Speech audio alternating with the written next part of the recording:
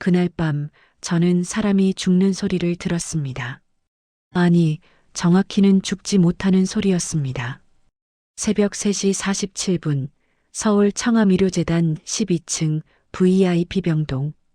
복도엔 아무도 없었습니다. 환자 호출벨도 울리지 않았습니다. 그런데 1207호실에서 희미한 신음소리가 들려왔어요. 저는 10년차 간호사입니다. 밤근무에 익숙합니다. 하지만 그날 그 소리는 달랐습니다. 흑, 흑. 누군가 숨을 참고 있는 것 같았습니다. 아픔을 삼키고 있는 것 같았어요. 저는 문을 열었습니다. 병실은 어두웠습니다. 침대에 누운 환자는 30대 초반의 남성이었어요. 재단 이사장의 아들 이준혁 씨였습니다. 그는 수술 가운을 입고 있었습니다. 복부에 붕대가 감겨 있었고 링거가 2개나 꽂혀 있었어요. 이상했습니다. 이 환자는 오늘 아침까지만 해도 간부전 말기로 기록되어 있었거든요. 이식 대기자 명단에 올라 있던 사람이었습니다. 그런데 지금 그는 수술을 마치고 회복 중이었어요. 저는 침대 옆 테이블에 놓인 차트를 집어들었습니다. 수술명간 이식 수술. 집도의 정태준. 수술 시간 오전 4시 22분부터 9시 17분까지. 기증자 미확인. 손이 떨렸습니다. 기증자 미확인? 간 이식은 뇌사자나 생체 기증자가 있어야만 가능합니다. 그런데 기증자 정보가 없다는 건 말이 안 됐어요. 저는 차트를 다시 펼쳤습니다. 그때 붉은색 도장이 찍힌 페이지가 보였습니다. VIP 응급 이식 승인 재단 이사장 결재. 심장이 빠르게 뛰기 시작했습니다. 응급 이식? 오늘 아침엔 분명히 대기 중이었는데요. 저는 환자의 얼굴을 봤습니다. 그는 깊은 잠에 빠져 있었어요. 아니, 진정제에 의해 잠들어 있는 것처럼 보였습니다. 복도로 나왔습니다. 간호사 스테이션으로 향했어요. 오늘 밤 당직 기록을 확인해야 했습니다. 컴퓨터 화면을 켰습니다. 1207호 환자 기록을 클릭했어요. 새벽 2시 45분 응급 이송. 새벽 4시 22분 수술실 입실. 오전 9시 17분 수술 완료. VIP 병동 이송. 그런데 이상한 점이 또 있었습니다. 수술실 기록엔 집도의 정태준이라고 적혀 있었는데 보조 의료진 명단이 모두 비어 있었어요. 수술실 간호사도 마취가 의사도 아무도 기록되지 않았습니다. 있을 수 없는 일이었습니다. 간 이식은 최소 6명 이상의 의료진이 필요합니다. 그런데 집도에 1명만 기록되어 있다는 건 저는 손을 멈췄습니다. 정태준. 그 이름을 보는 순간 심장이 철렁 내려앉았어요. 정태준은 제 아버지였습니다. 아버지는 이 병원에서 30년 동안 일해온 외과 전문의였어요. 성실하고 꼼꼼하고 환자를 최우선으로 생각하는 의사였습니다. 그런 아버지가 기증자도 불명확한 이식 수술을 집도했다고요? 저는 의료기록 시스템을 더 깊이 들어갔습니다. 수술실 CCTV 기록 삭제됨. 기증자 정보 접근 권한 없음. 수술 동의서 파일 없음. 모든 게 지워져 있었습니다.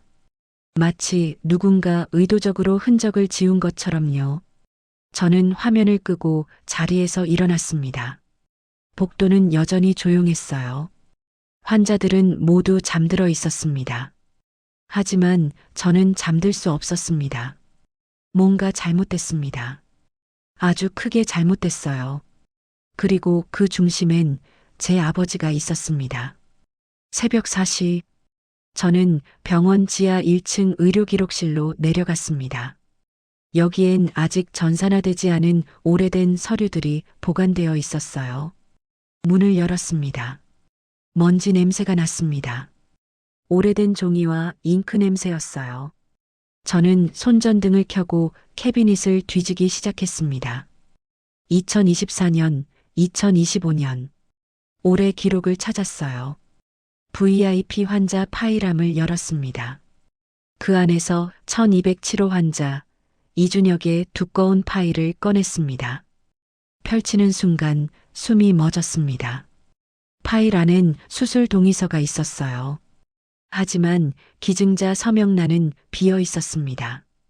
대신 붉은 글씨로 이렇게 적혀 있었어요. 긴급 처리 재단 승인. 그 아래엔 손글씨로 작은 메모가 있었습니다. 기증자 무연고자, 남성 연령 추정 20대 신원 미확인. 손전등이 떨렸습니다. 무연고자, 신원 미확인. 이건 불법이었습니다. 기증자의 동의 없이 신원도 확인하지 않고 장기를 적출했다는 뜻이었어요. 그리고 그 수술을 집도한 사람은 제 아버지였습니다. 저는 파일을 다시 넣고 기록실 문을 닫았습니다. 복도를 걸어 나오는데 누군가 제 이름을 불렀어요. 서윤아. 돌아봤습니다. 어둠 속에서 아버지가 서 있었습니다. 아버지는 수술복을 입고 있었어요. 피곤한 얼굴이었습니다. 왜 여기 있니? 저는 대답하지 못했습니다. 아버지는 제 눈을 보더니 천천히 고개를 저었어요. 서윤아, 넌 모르는 일이야. 그리고 돌아서서 걸어갔습니다. 복도 끝 엘리베이터가 닫히는 소리가 들렸어요. 저는 그 자리에 서 있었습니다. 손이 차가웠습니다. 가슴이 두근거렸어요. 그리고 알았습니다. 이 병원에 뭔가 무서운 비밀이 있다는 걸요. 그리고 제 아버지가 그 비밀의 일부라는 것을요. 집에 돌아왔을 때 아버지는 거실 소파에 앉아 계셨습니다. 불을 켜지 않으셨어요. 어둠 속에서 소주잔을 기울이고 계셨습니다. 저는 현관에 서서 아버지를 봤습니다. 아버지는 30년 동안 술을 거의 드시지 않으셨어요. 의사는 맑은 정신을 유지해야 한다고 말씀하셨거든요. 그런 아버지가 지금 혼자 술을 마시고 계셨습니다. 저는 조명을 켰습니다. 아버지가 고개를 들었어요. 눈이 충혈되어 있었습니다. 왜 안 주무세요? 아버지는 대답하지 않으셨습니다. 그저 소주잔을 내려놓으셨어요. 저는 아버지 맞은편에 앉았습니다. 한참을 침묵이 흘렀어요. 그리고 저는 물었습니다. 아버지, 1207호 환자. 이준혁 씨 수술 아버지가 하셨죠? 아버지의 손이 멈췄습니다. 그 환자 기증자가 누군지 알려주세요. 기록엔 미확인이라고만 되어 있었어요. 아버지는 여전히 침묵하셨습니다. 저는 목소리를 높였어요. 아버지, 이건 불법 아닌가요? 신원도 모르는 사람한테서 장기를 적출하는 게 말이 돼요? 그제야 아버지가 입을 여셨습니다. 서윤아, 넌 모르는 일이야. 똑같은 말이었습니다. 병원 복도에서 하셨던 그 말이요. 저는 참을 수 없었어요. 뭘 모른다는 거예요? 전 간호사예요. 의료법이 어떤지 알아요. 기증자 동의 없이 장기 적출하면 형법 위반이에요. 아버지는 천천히 고개를 들었습니다. 그 눈빛이 무서웠어요.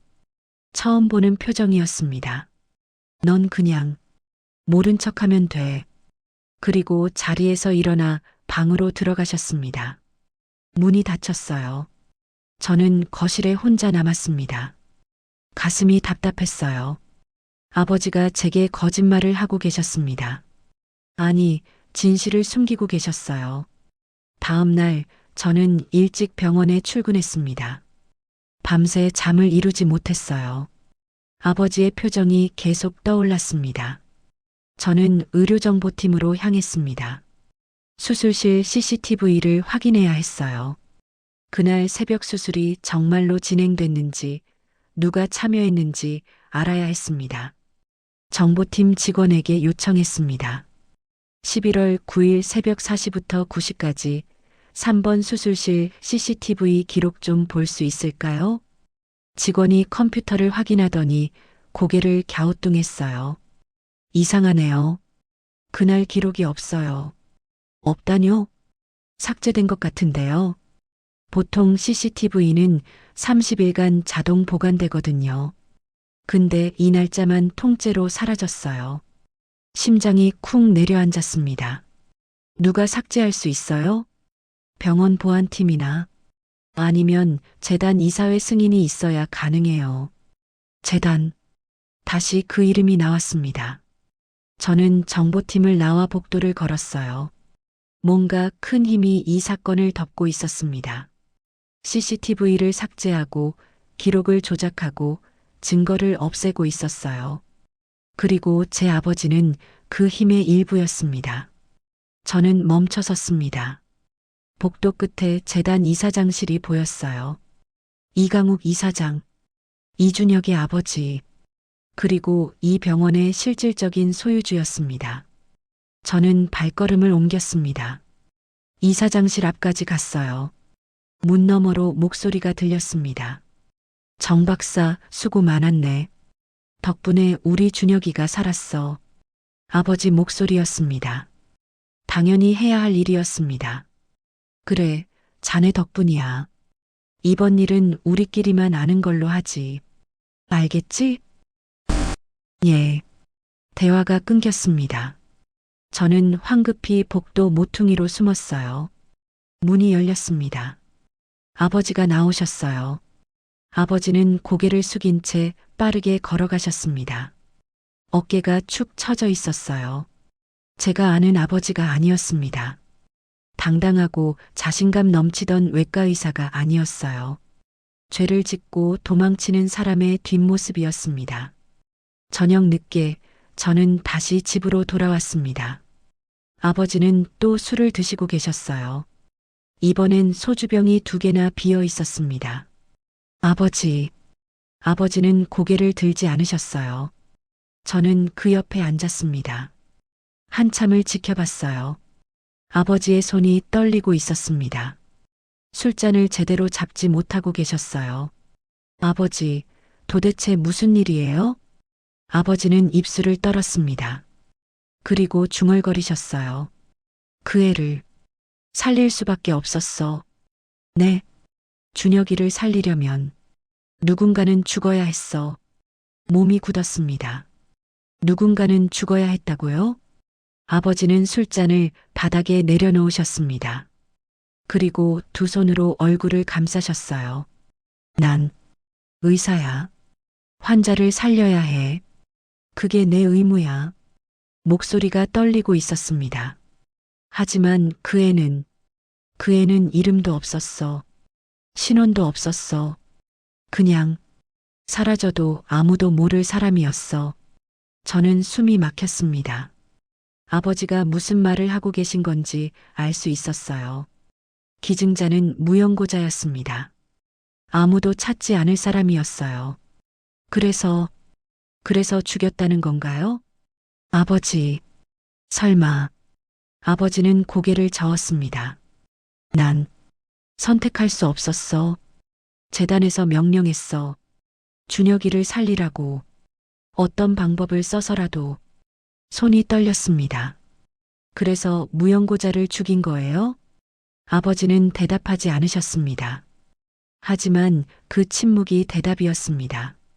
저는 자리에서 일어났어요. 몸이 후들거렸습니다. 다리에 힘이 들어가지 않았어요. 제 아버지는 살인자였습니다. 의사의 탈을 쓴 살인자였어요. 서윤아. 아버지가 제 이름을 불렀습니다. 하지만 저는 돌아보지 않았어요.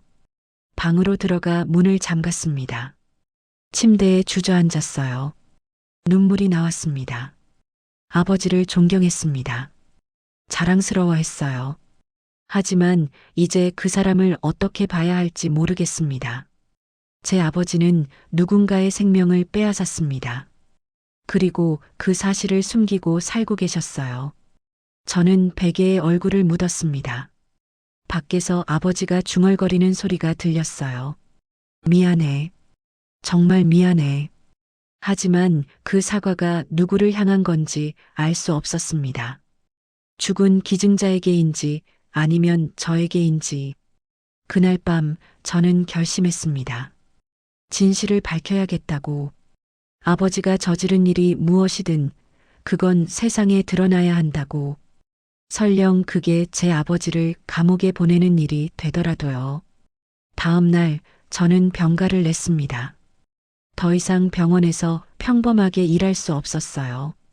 모든 복도가, 모든 병실이 거짓말처럼 느껴졌습니다. 아버지는 이른 아침 병원으로 출근하셨어요.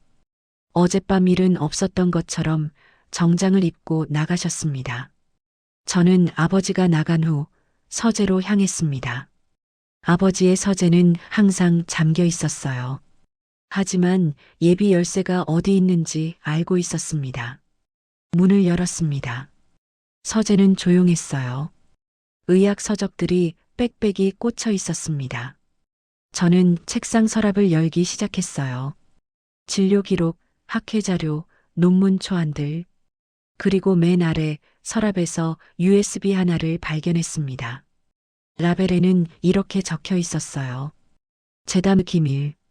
손이 떨렸습니다. 저는 USB를 빼서 주머니에 넣었어요. 그리고 서재를 나왔습니다. 집으로 돌아와 노트북에 USB를 꽂았습니다. 폴더가 하나 나타났어요. VIP 특별 이식 프로그램. 클릭했습니다. 화면에 엑셀 파일이 열렸어요. 그 안에는 명단이 있었습니다. 기증자 목록. 첫 번째 줄을 읽는 순간 숨이 멎었습니다. 기증자 1 이름 김철수 추정 연령 50대 신혼 무연고. 노숙자 기증 장기 신장 날짜 2020.03 15. 손이 떨렸습니다. 아래로 스크롤을 내렸어요. 기증자 이 이름 미상 연령 40대 신혼 무연고자. 기증 장기간 날짜 2020.07 22. 기증자 3 이름 박영희 추정 연령 30대 신혼 가출 청소년. 기증 장기 심장 날짜 2021.01 8. 가출 청소년. 30대가 아니라 10대의 오타였을 겁니다. 계속 내렸어요. 명단은 끝없이 이어졌습니다. 2020년부터 2025년까지 5년 동안 총 47명, 47명의 무연고자, 노숙자, 가출인, 미성년자, 모두 기증자라는 이름으로 기록되어 있었어요. 하지만 이건 기증이 아니었습니다. 살인이었어요. 노트북 화면이 흐려졌습니다. 눈물 때문이었어요. 저는 파일을 계속 열었습니다. 다른 폴더가 있었어요. 수혜자 명단. 클릭했습니다. 이번엔 다른 이름들이 나타났어요. 수혜자 김재훈 직책 국회의원 기증받은 장기 신장 기증자 1. 수혜자 박순자 직책 대기업 회장 부인 기증받은 장기간 기증자 5. 수혜자 이준혁 직책 청암재단 이사 기증받은 장기간 기증자 47. 기증자 47. 이준혁이 받은 간의 주인. 그 사람은 누구였을까요? 저는 다시 기증자 명단으로 돌아갔어요. 기증자 47 이름 강지민 추정 연령 20대 신혼 무연고자. 남성 기증 장기간 날짜 2025.11 9. 강지민. 그 이름을 보는 순간 세상이 멈췄습니다. 지민이 제 고등학교 친구였어요. 10년 전 갑자기 연락이 끊겼던 친구였습니다. 가족과 사이가 안 좋아서 가출했다고 들었어요. 그 후로 소식이 없었습니다. 그런데 그 친구가 기증자 47이었다고요? 노트북 앞에서 얼어붙었습니다. 손이 떨렸어요. 온몸이 차갑게 식었습니다. 제 친구를 죽여서 이준혁을 살렸다는 건가요? 저는 파일을 USB에 복사했습니다. 증거가 필요했어요. 이걸 세상에 알려야 했습니다. 복사가 완료되자 저는 USB를 뽑았어요. 그리고 원본 USB를 다시 아버지 서재에 돌려놓으러 갔습니다. 서재 문을 열었을 때였어요. 아버지가 서 계셨습니다. 서윤아. 심장이 멎는 줄 알았어요. 그거 어디서 났니? 아버지는 제 손에 든 USB를 보고 계셨습니다. 저는 대답할 수 없었어요. 아버지는 천천히 다가오셨습니다. 서윤아, 그거 보면 안 돼. 그건 이미 봤어요. 아버지의 발걸음이 멈췄습니다. 전부 다 봤어요. 47명. 5년 동안 47명을 죽였어요. 무연고자, 노숙자, 가출 청소년들을. 그 사람들을 죽여서 부자들을 살렸어요. 아버지는 아무 말도 하지 못하셨습니다. 그리고 그 중 한 명은 제 친구였어요. 강지민. 제 고등학교 친구였다고요. 목소리가 떨렸습니다. 아버지는 고개를 숙이셨어요. 미안하다. 미안하다고요? 그게 끝이에요? 47명을 죽이고 미안하다고만 하면 돼요? 아버지는 두 손으로 얼굴을 감싸셨습니다. 난 선택할 수 없었어. 재단에서 명령했어. 거부하면 내가 끝장나. 우리 가족이 끝장나. 그래서 남을 죽인 거예요? 저는 소리쳤습니다.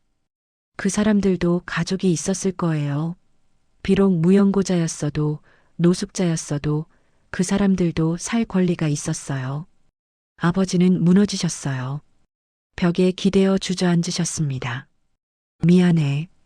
정말 미안해. 저는 아버지를 보지 않았어요. USB를 주머니에 넣고 집을 나왔습니다. 메일을 보낸 지 12시간이 지났습니다. 최민호 기자에게서 답장이 왔어요. 내일 오후 2시 홍대 입구역 3번 출구 앞 카페에서 만납시다. 혼자 오세요. 저는 핸드폰을 내려놓았습니다. 내일이면 모든 게 시작될 거예요. 기사가 나가고 병원은 무너지고 아버지는 생각하고 싶지 않았습니다. 집으로 돌아왔을 때 거실 불이 켜져 있었어요. 아버지가 소파에 앉아 계셨습니다. 이번에는 술이 없었어요. 그저 멍하니 텔레비전을 보고 계셨습니다. 저는 아버지 옆을 지나쳐 방으로 가려고 했어요. 그때 아버지가 말씀하셨습니다. 서윤아, 앉아라. 저는 멈췄습니다. 할 얘기가 있다. 저는 천천히 소파에 앉았어요. 아버지는 텔레비전을 끄셨습니다. 침묵이 흘렀어요. 그리고 아버지가 입을 열었습니다. 재단에서 연락이 왔다. 심장이 쿵 떨어졌습니다. 내가 파일을 복사한 걸 알고 있더구나. 어떻게? 병원 보안팀이 서재 CCTV를 확인했다고 하더라. 내가 USB를 가져간 걸 봤다고. 손이 차갑게 식었어요. 그래서 재단에서 뭐래요? 아버지는 한참을 침묵하셨습니다. 그리고 천천히 말씀하셨어요. 너를 고소하겠다고 했다. 기밀 유출, 명예훼손, 업무방해. 내가 감옥 가게 만들 수 있다고. 숨이 막혔습니다. 하지만 조건을 제시했다. 내가 복사한 파일을 전부 삭제하고 이 일을 입 밖에 내지 않으면 모든 걸 없던 일로 하겠다고. 그리고요? 아버지는 저를 봤습니다. 그리고 너한테 5억을 주겠다고 했다. 웃음이 나왔어요. 5억이요? 47명의 목숨값이 5억이에요? 아버지는 대답하지 않으셨습니다. 저는 자리에서 일어났어요. 전 안 받아요. 그 더러운 돈 필요 없어요. 서윤아, 기다려라. 아버지가 제 팔을 잡았습니다. 내가 지금 하려는 일이 얼마나 위험한지. 아니, 재단은 국회의원도, 검사도, 언론사 사장도 다 연결되어 있어. 내가 아무리 증거를 들이밀어도 묻힐 거야. 그래도 해야죠. 내가 죽을 수도 있어. 아버지가 소리쳤습니다. 처음 듣는 목소리였어요. 재단은 증거를 없애기 위해 뭐든지 해. 증인을 협박하고 매수하고 필요하면 없애기도 해. 없앤다고요? 아버지는 고개를 끄덕이셨습니다. 5년 전 한 간호사가 있었어. 불법 이식을 목격하고 경찰에 신고하려 했지. 그런데 그 간호사는 교통사고로 죽었어. CCTV도 없는 한적한 도로에서 몸이 얼어붙었습니다. 그게 사고였을 거라고 생각하니 아버지의 눈빛이 흔들리고 있었어요. 난 널 잃고 싶지 않아. 제발, 이 일은 잊어라. 저는 아버지의 손을 뿌리쳤습니다. 그럼 죽은 사람들은요? 그 47명은 그냥 없던 일로 하라고요? 그 사람들은 이미 죽었어. 하지만 넌 아직 살아있잖아. 아버지의 목소리가 떨렸어요. 저는 고개를 저었습니다. 전 아버지 딸이 맞아요. 의사의 딸이요. 의사는 생명을 살리는 사람이라고 배웠어요. 그런데 아버지는 생명을 죽였어요. 서윤아, 전 아버지처럼 살고 싶지 않아요. 죄책감에 시달리면서 술로 하루하루 버티면서 살고 싶지 않아요. 저는 방으로 들어갔습니다. 문을 닫았어요. 아버지의 한숨 소리가 들렸습니다. 다음 날 아침 저는 일찍 일어났습니다. 오후 2시에 기자를 만나기로 했어요. USB는 가방 안에 넣어뒀습니다. 거실로 나왔을 때 아버지는 이미 출근하신 뒤였어요. 식탁 위에 메모가 하나 놓여 있었습니다. 서윤아, 아침은 냉장고에 있다. 꼭 먹어라. 아빠. 저는 메모를 구겨서 쓰레기통에 던졌습니다. 그리고 집을 나섰어요. 지하철을 타고 홍대 입구역으로 향했습니다. 2시가 가까워지자 심장이 빠르게 뛰기 시작했어요. 3번 출구로 나왔습니다. 약속한 카페가 보였어요. 저는 카페 안으로 들어갔습니다. 구석 자리에 40대 남성이 앉아 있었어요. 노트북을 펴놓고 있었습니다. 최민호 기자님이세요? 남성이 고개를 들었어요. 정서윤 씨? 네. 저는 그 앞에 앉았습니다. 최 기자는 커피를 한 모금 마시더니 물었어요. 증거 가져왔어요? 저는 가방에서 USB를 꺼냈습니다. 테이블 위에 놓았어요. 최 기자는 USB를 집어들었습니다. 이 안에 47명 명단이 다 있어요? 네. 기증자 명단, 수혜자 명단, 수술 기록, 재단 승인 문서, 전부 있어요. 최 기자는 고개를 끄덕였어요. 좋아요. 이 정도면 기사 쓸 수 있겠어요. 언제 나가요? 확인 작업이 필요해요. 최소 일주일은 걸릴 거예요. 재단 측에 팩트 체크도 해야 하고. 일주일이요? 너무 늦은 거 아니에요? 최 기자는 한숨을 쉬었어요. 정서윤 씨, 이런 기사는 조심해야 해요.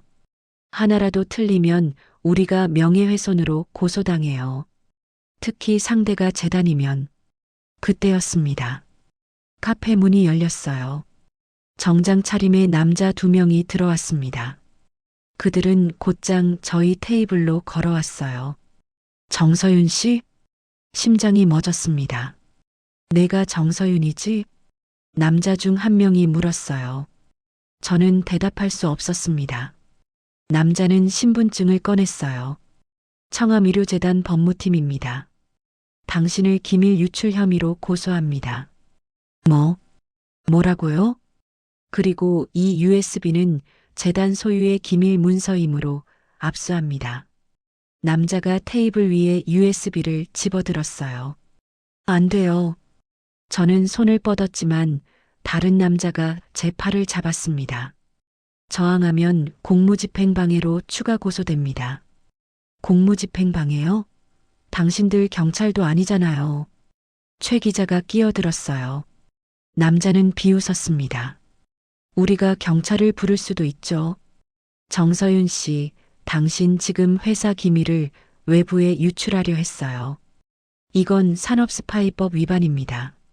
저는 내부 고발을 하려는 거예요. 병원이 불법 장기 이식을. 증거가 있어요? 남자가 USB를 흔들었어요. 이게 증거인데 이건 우리가 가져갔죠. 다른 증거는요? 저는 입을 다물 수밖에 없었어요. 백업 파일은 집 노트북에 있었습니다. 남자는 웃었어요. 조용히 하세요, 정서윤 씨. 안 그러면 당신 아버지도 같이 고소당해요. 공범으로요. 아버지를? 정태준 박사님도 이 일에 연루되어 있잖아요. 당신이 입 열면 아버지도 같이 감옥 가요. 몸이 얼어붙었습니다. 남자들은 USB를 챙기고 카페를 나갔어요. 저는 그 자리에 주저앉았습니다. 최 기자가 말했어요. 정서윤 씨 미안해요. 하지만 증거가 없으면 기사를 쓸 수 없어요. 다른 증거를 가져올 수 있어요? 저는 대답할 수 없었습니다. 집에 백업이 있지만 재단은 이미 알고 있을 거예요. 집도 감시당하고 있을 겁니다. 모든 게 끝난 것 같았어요. 그날 밤 저는 집으로 돌아왔습니다. 아버지가 거실에 앉아 계셨어요. 서윤아. 저는 아무 말 없이 방으로 가려고 했어요. 그때 아버지가 뭔가를 건네셨습니다. USB였습니다. 이게 뭐예요? 내가 가지고 있던 원본이다. 여기엔 더 많은 증거가 있어. 재단 이사회 회의록, 녹취 파일, 수술 영상. 손이 떨렸어요. 왜? 이걸 저한테. 아버지는 제 손을 꽉 잡으셨습니다. 이게 마지막이다, 서윤아. 내가 믿는 길을 가라. 아버지, 난 이미 끝난 사람이야. 하지만 너는 아니잖아. 너는 아직 바른 길을 갈 수 있어. 아버지의 눈에 눈물이 고여 있었어요. 미안하다. 정말 미안하다. 저는 USB를 꽉 쥐었습니다. 그리고 아버지를 안았어요. 두 사람 모두 울고 있었습니다. 다음 날 저는 다시 최민호 기자에게 연락했습니다. 이번엔 다른 장소를 약속했어요. 강남역 근처 작은 식당이었습니다. 아버지가 준 USB는 가슴 안쪽 주머니에 숨겼어요. 오후 3시 식당에 도착했습니다. 최 기자는 이미 와 있었어요. 창가 자리에 앉아 있었습니다. 다시 연락할 줄 몰랐어요. 최 기자가 말했어요. 저는 USB를 꺼내 테이블 위에 놓았습니다. 이게 원본이에요. 어제 빼앗긴 건 복사본이었어요. 최 기자의 눈이 커졌어요. 원본이요? 네. 여기엔 더 많은 증거가 있어요. 수술 영상, 재단 이사회 녹취록, 승인 문서 원본. 최 기자는 USB를 집어들었어요. 이걸 어떻게? 아버지가 주셨어요. 최 기자는 잠시 침묵했어요. 아버지, 정태준 박사님이요? 네. 그분도 이 사건에 연루되어 있다는 거 알고 있어요? 저는 고개를 끄덕였습니다. 알아요. 아버지는 집도이였어요. 하지만 이제 진실을 밝히고 싶어 하세요. 최 기자는 USB를 노트북에 꽂았어요. 파일들이 화면에 나타났습니다. 폴더를 하나씩 열어봤어요. 수술 영상 파일이 재생됐습니다. 화면 속에선 수술실이 보였어요. 의사들이 환자의 복부를 열고 있었습니다. 그리고 음성이 들렸어요. 이사장님 지시사항입니다. 오늘 밤 12시까지 이식 수술 완료하십시오. 기증자는요? 3번 격리실에 준비되어 있습니다. 무연고자이니 신경 쓰지 마십시오. 최 기자의 얼굴이 굳었어요. 이건 명백한 증거네요. 기사 쓸 수 있어요? 물론이죠. 이 정도면 충분해요. 저는 안도의 한숨을 쉬었습니다. 언제 나가요? 내일 아침 일면에 실리게 하겠습니다. 정말요? 네. 이건 특종이에요. 사회부 데스크도 설득할 수 있어요. 저는 처음으로 희망을 느꼈어요. 내일이면 모든 게 밝혀질 거예요. 그날 밤 저는 집에서 기다렸습니다. 내일 아침 신문을 기다리며 잠들 수 없었어요. 새벽 6시 핸드폰 알람이 울렸습니다. 저는 황급히 포털 뉴스를 확인했어요. 일면 톱 기사가 보였습니다. 단독 청암의료재단 5년간 47명 무연고자 불법 장기 적출 의혹. VIP 환자 살리려 가난한 자 죽였다. 내부 고발로 드러난 충격 실태. 기사가 떴어요. 댓글이 폭발적으로 달리고 있었습니다. 이게 나라냐? 의사들이 살인자였네. 재단 이사장 구속해야 한다. 손이 떨렸어요. 드디어 세상에 알려졌습니다. 그런데 이상했어요. 기사 맨 아래에 제 이름이 있었습니다. 제보자 청암의료재단 간호사 정서윤 35. 심장이 멎었어요. 익명 제보가 아니었어요. 제 실명이 그대로 공개되어 있었습니다. 저는 최 기자에게 전화를 걸었어요. 기자님, 왜 제 이름이 기사에 나왔어요? 익명 처리하기로 했잖아요. 최 기자는 잠시 침묵했어요. 미안해요, 정서윤 씨. 데스크에서 실명 공개를 요구했어요. 익명이면 신뢰도가 떨어진다고. 그럼 저한테 물어봤어야죠. 시간이 없었어요. 신문은 이미 인쇄됐고, 저는 전화를 끊었어요. 숨이 막혔습니다.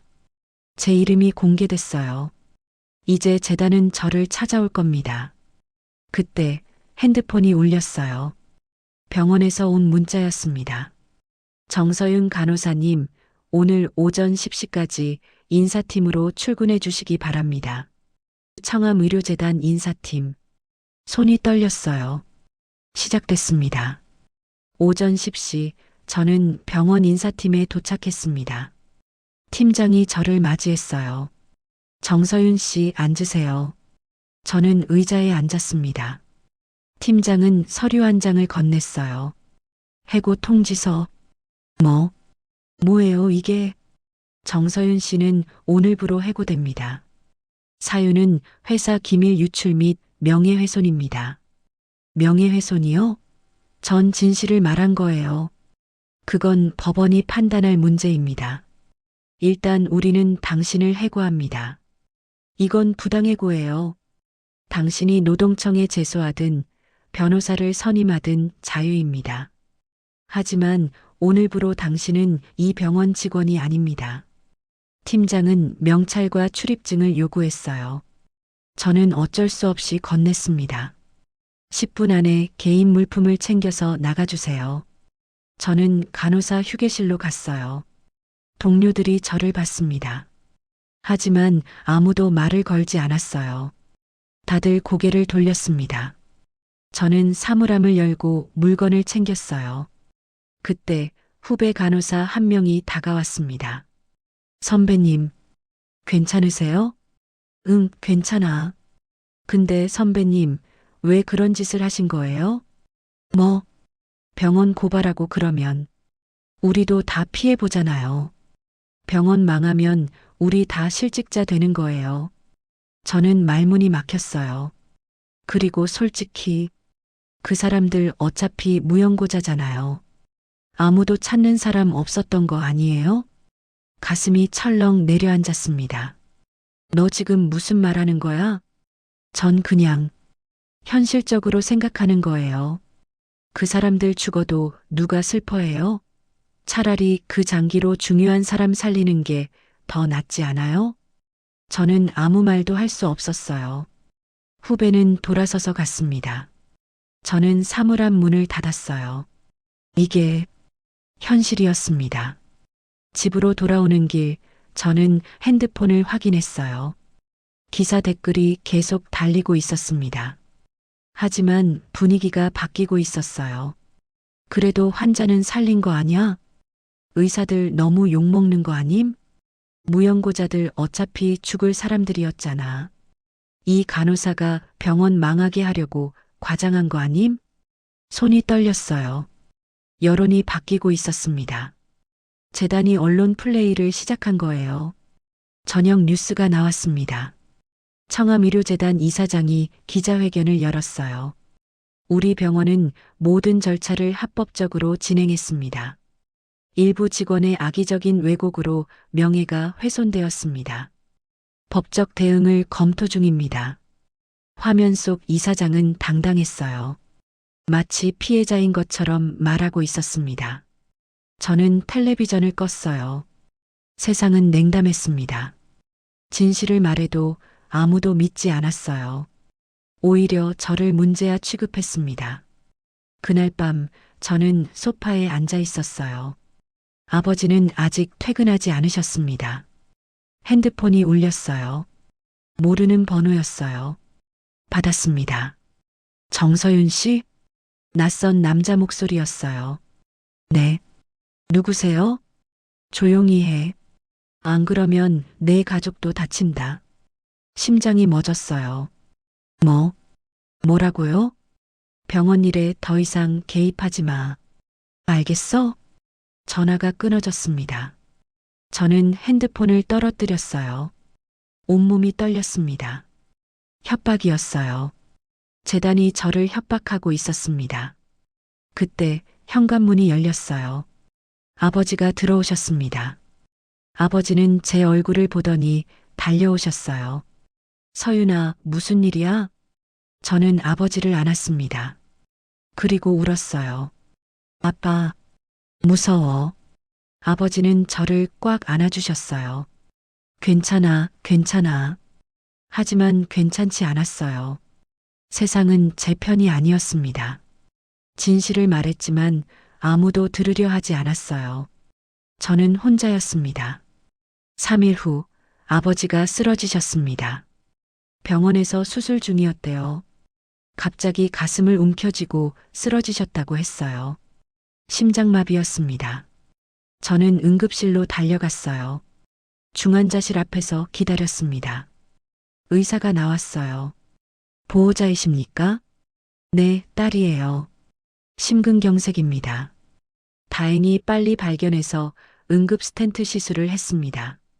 하지만 상태가 좋지 않아요. 언제 깨어나세요?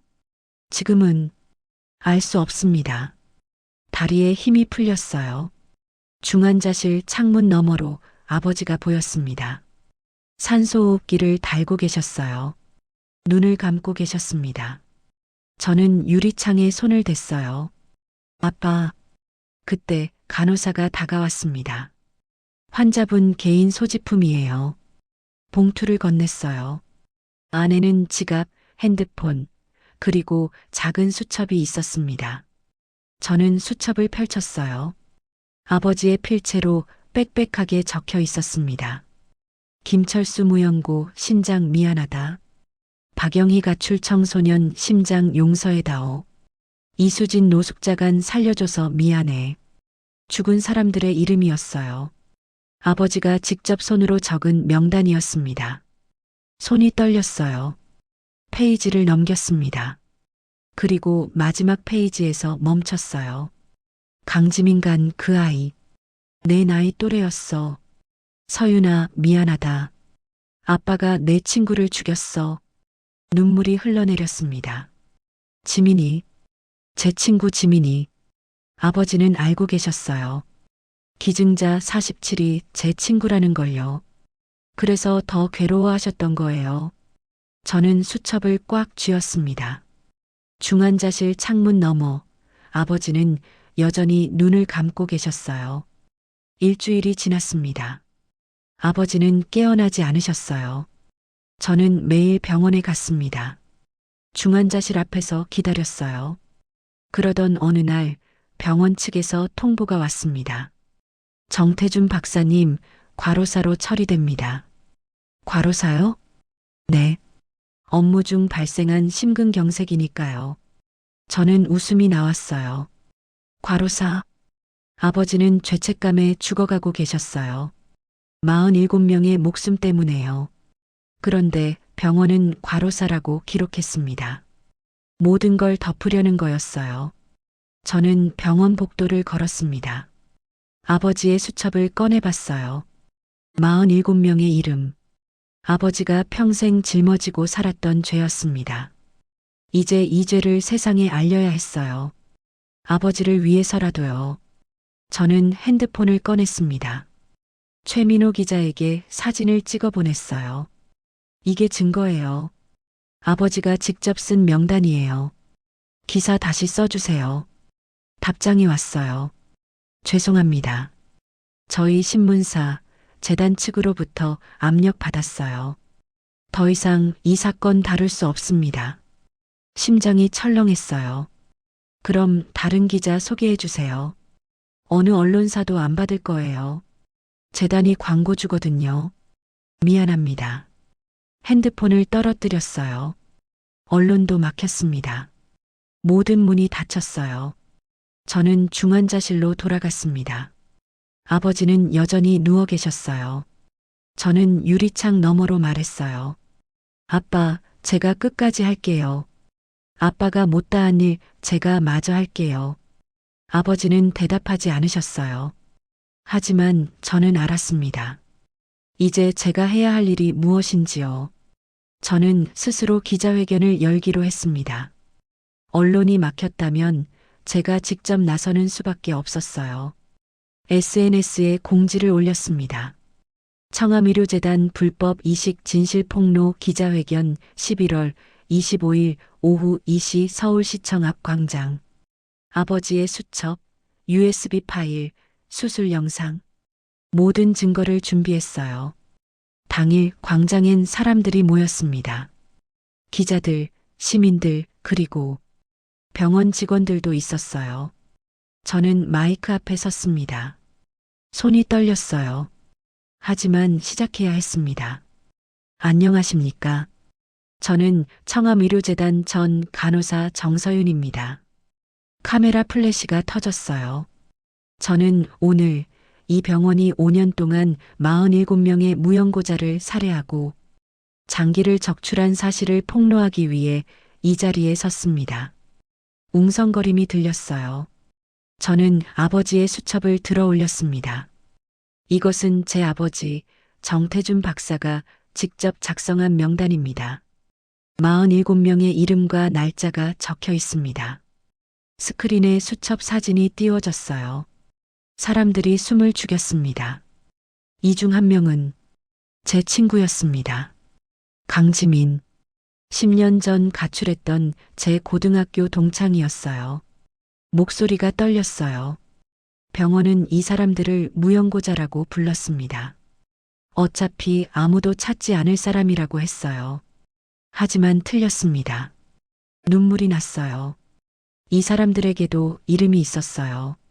인생이 있었어요. 누군가의 친구였고 누군가의 가족이었어요. 저는 USB를 꺼냈습니다. 여기 수술 영상이 있습니다. 재단 이사회 녹취록도 있어요. 모든 증거를 공개하겠습니다.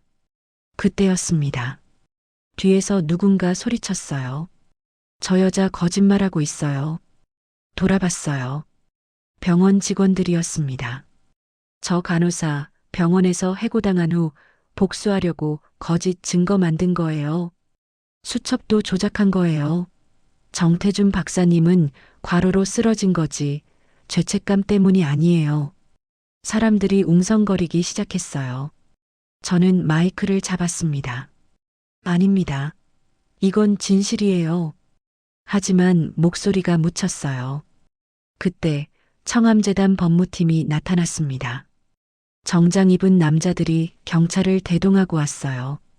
정서윤 씨, 당신을 명예훼손 및 업무방해 혐의로 고소합니다. 뭐라고요? 지금 당장 기자회견을 중단하시고 따라오십시오. 경찰이 제 팔을 잡았어요. 놔주세요. 전 아직 다 말하지 못했어요. 저항하지 마십시오. 저는 끌려갔습니다. 광장에 남은 사람들은 저를 바라봤어요. 어떤 사람은 동정하는 눈빛이었지만 어떤 사람은 비웃고 있었어요. 그날 저녁 뉴스가 나왔습니다. 청암재단 간호사 정서윤, 허위사실 유포 혐의로 입건. 조작된 증거로 병원 명예훼손 재단 측 강력 반발. 앵커가 말했어요. 전문가들은 이번 사건을 한 개인의 과도한 정의감이 빚어낸 비극으로 보고 있습니다. 저는 텔레비전을 껐어요. 세상은 저를 미친 사람 취급했습니다. 진실을 말했지만 아무도 믿지 않았어요. 핸드폰이 울렸습니다. 최민호 기자였어요. 정서윤 씨, 괜찮으세요? 미안해요. 제가 힘이 없어서 괜찮아요. 재단이 결국 무너졌어요. 네, 검찰이 움직였어요. 당신 기자회견 이후 여론이 들끓어서 특별수사팀이 꾸려졌대요. 심장이 뛰었어요. 정말요? 네. 이사장이 구속됐어요. 병원도 폐쇄 수순 들어갔고요. 저는 눈물이 났어요. 그럼 제가 이긴 거예요? 최 기자는 잠시 침묵했어요. 이긴 건지 잘 모르겠어요. 당신은 모든 걸 잃었잖아요. 전화가 끊어졌습니다. 저는 창문 밖을 봤어요. 밤이었어요. 저는 혼자였습니다. 일자리도 아버지도 친구도 없었어요. 하지만 진실은 밝혀졌어요. 그것만으로도 충분했을까요? 저는 잘 모르겠습니다. 3년이 지났습니다. 2028년 가을, 저는 작은 카페에 앉아 있었어요. 맞은편엔 다큐멘터리 감독이 앉아 있었습니다. 카메라가 저를 향하고 있었어요. 정서윤 씨, 그때 일을 돌이켜보면 어떤 생각이 드세요? 감독이 물었습니다. 저는 잠시 생각했어요. 정의는 결과가 아니라 과정이에요. 과정이요? 네. 제가 이겼는지 졌는지는 중요하지 않아요. 중요한 건 제가 끝까지 싸웠다는 거예요. 감독은 고개를 끄덕였어요. 아버지에 대해서는 어떻게 생각하세요? 가슴이 아팠습니다. 아버지는 6개월 후에 돌아가셨어요. 끝내 깨어나지 못하셨죠. 마지막으로 하고 싶은 말이 있으셨나요? 아니요. 하지만 아버지의 수첩이 있었어요. 거기엔 이렇게 적혀 있었어요. 서윤아, 내가 옳았다. 눈물이 났어요. 저는 얼굴을 돌렸습니다. 촬영이 끝난 후 저는 묘지로 향했습니다. 아버지의 무덤이 있는 곳이었어요. 묘비에는 이렇게 적혀 있었습니다. 정태준 의사. 저는 무덤 앞에 무릎을 꿇었어요. 아빠, 잘 지내시죠? 바람이 불었습니다. 재판 끝났어요. 재단 이사장은 징역 15년 받았어요. 그리고 47명의 유가족들을 찾았어요. 몇 명은요. 꽃을 놓았어요. 지민이 엄마도 만났어요. 할머니 혼자 사시더라고요. 손자를 10년 동안 찾았대요. 전 아무 말도 못했어요. 목이 메었습니다. 엄마는 울면서 말씀하셨어요. 그래도 알게 돼서 다행이다라고. 이제 지민이를 보낼 수 있다고. 저는 무덤 옆에 있는 작은 무덤들을 봤어요. 무명 잊히지 않을 이름들. 47명의 공동묘지였습니다. 정부에서 만들어준 거였어요. 이름 없이 죽었지만 이제는 기억되는 사람들. 저는 그 앞에도 꽃을 놓았습니다. 미안해요. 늦게 알아서. 집으로 돌아오는 길 저는 버스를 탔어요. 창밖을 보다가 멈췄습니다. 새로운 병원 간판이 보였어요. 서울 청암의료센터 최첨단 종합병원. 심장이 철렁했습니다. 똑같은 이름이었어요.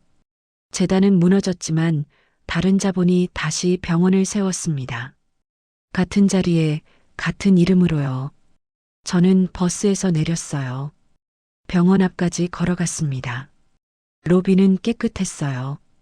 최신 시설이 갖춰져 있었습니다. 환자들이 오가고 있었어요. 아무도 몰랐습니다. 이곳에서 무슨 일이 있었는지, 얼마나 많은 사람이 죽었는지, 저는 병원을 등졌어요. 그리고 걸었습니다. 그날 밤 저는 노트북을 열었어요. 다큐멘터리 감독이 보낸 파일이 있었습니다. 피안의 병원 정서윤 인터뷰. MP4. 재생했어요. 화면 속 제가 말하고 있었습니다. 세상은 쉽게 변하지 않아요. 한 사람의 용기로는 부족해요. 하지만 기록은 남아요. 저는 화면을 멈췄어요. 그리고 창문 밖을 봤습니다. 어둠 속에서 병원 불빛이 보였어요. 새로운 병원. 하지만 언젠가 또 같은 일이 일어날지도 모릅니다. 인간의 탐욕은 끝이 없으니까요. 저는 노트북을 닫았어요. 그리고 침대에 누웠습니다. 내일도 해는 뜰 거예요. 세상은 계속 돌아갈 거예요. 하지만 저는 기억할 겁니다. 47명의 이름을, 아버지의 마지막 말을, 그리고 제가 싸웠던 이유를요. 정의는 쉽게 이기지 못합니다. 하지만 포기하지 않는 사람이 있는 한 희망은 남아 있습니다. 저는 그렇게 믿고 싶습니다. 지금까지 이야기를 들어주셔서 정말 감사합니다. 구독과 좋아요를 해주시면 앞으로도 실제 있었던 계속해서 무료로 보실 수 있고 잠시 놓쳤던 사연들도 무료 다시 보기를 하실 수 있습니다. 구독과 좋아요는 완전 무료이니 바로 클릭하세요. 댓글도 달아주시면 감사하겠습니다. 이 이야기를 듣는 모든 분들이 행복하시길 바랍니다.